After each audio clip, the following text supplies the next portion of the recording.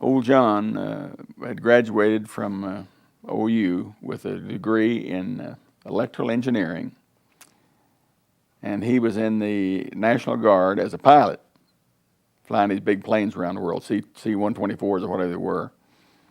And he was living in a Navigator home in Fort Worth.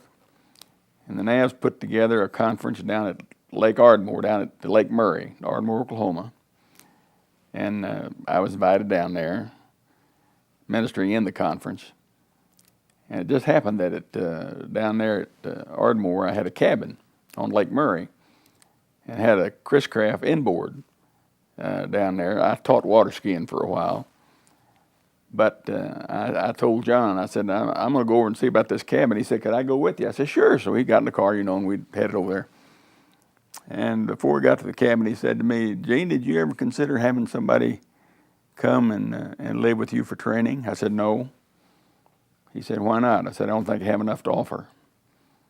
He said, well, I think you do, and I'd like to come. I said, you're crazy. He said, you wouldn't have to pay me. He said, I've got some money saved. I said, I'll cut your grass, mow your yard, wash your car, shine your shoes, anything needs to be done. But I'd just like to come and be around you. I said, well, thanks, but no thanks. And I got ready to leave, and he said, well, would you pray about it? I said, yeah, I'll pray about it. I came home and told Irma. And we were just getting ready to leave and go to England, where I put on, I think, 5 conferences for the navigators, week-long conferences over there up and down England.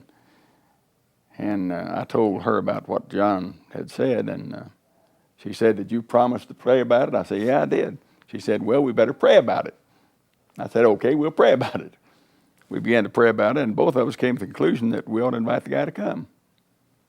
I wrote him a letter, and I said, if you haven't got any better sense, September 1st, show up. So he did. I didn't tell you this when he came to me. He said, I'll do anything except talk. I can't talk. I just can't talk to a crowd. I thought, hark, we'll see about that. So after he'd been here a while, got a friend of mine over in a church. I said, why don't you manage to ask old John to come and speak to your training union? And so he called and asked John if he'd come over and speak to the training union. And John asked me about it, and I said, well, John, I think you ought to try. He said, man, I can't talk in front of a bunch. I said, well, what do you know the most about? Let's talk about that, and we did.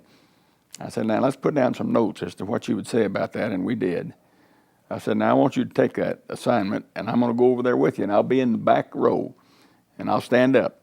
You can see me, and I'll be praying for you and encourage you to go on. And he did, scared to death, did a terrific job. And I'll tell you how good he is at talking now.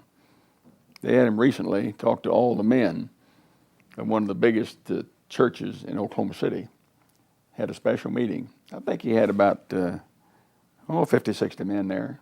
Old John went over there and delivered the goods to them. Man, not only can he speak, he does it well.